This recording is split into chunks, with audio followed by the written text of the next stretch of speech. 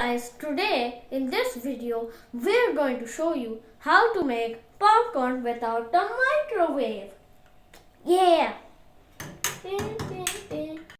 First we will turn on the flame. Then we just carefully. That's not careful. Down. Now let me tell you about the ingredients. First we need some oil, then we need salt, and then we need some kernels. Then we heat the pan and then we put some oil. Carefully. Then I will probably not do it carefully. I will spill it everywhere.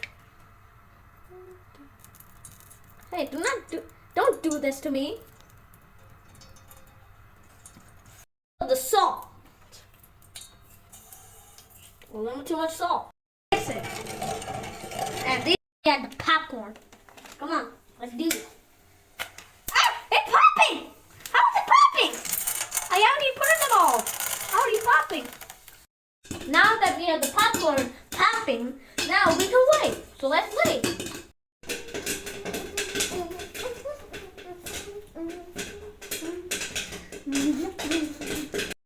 When the popping sound stops, you turn off the flame and then remove the lid, which I am scared of.